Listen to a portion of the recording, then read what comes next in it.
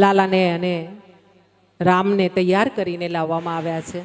માં જશોદાજી અને રોહિણીજીએ વિચાર કર્યો છે કે ગર્ગાચાર્ય કેટલા મહાન તપસ્વી છે કે મહાન જ્યોતિષાચાર્ય છે, એની આપણે પરીક્ષા લઈએ.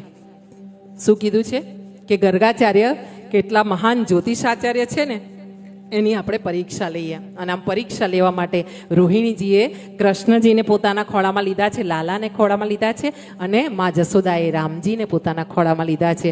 અને પછી બંને માતાઓ સુંદર સુંદર વસ્ત્રો ધારણ કરીને આ જે ગૌશાળા છે ત્યાં આવીને બેઠી છે. આસન મુકાવ્યું છે મારા ગુરુજીનું. ગુરુજીએ પોતાનું આસન ધારણ કર્યું છે.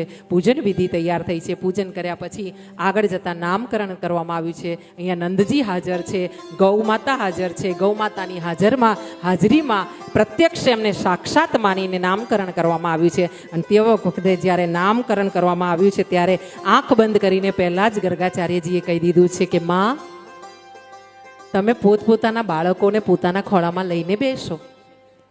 તમે જે એકબીજાના બાળકોને લીધા છે ને એની જગ્યાએ તમે રોહિણીજીને કીધું તમે તમારા રામને તમારા ખોળામાં લઈને બેસો, આપણે એમનું નામકરણ કરીએ છીએ.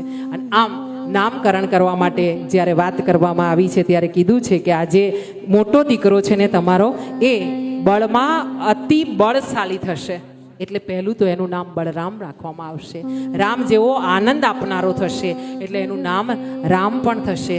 એનું સંકર્ષણ કરવામાં આવ્યું છે અને આમ બલરામજી નામ રાખવામાં આવશે. ઘરમાં મોટા છે એટલે દાઉ પણ કહેવાશે. આમ એમનું નામ રાખવામાં છે. બોલીએ બલરામ ભગવાન કી જય. कृष्णचंद्र भगवान की जय. अपने अपने मात पिता की जय. આ રીતે બલરામજીનું નામકરણ કરવામાં આવ્યું છે. બલરામ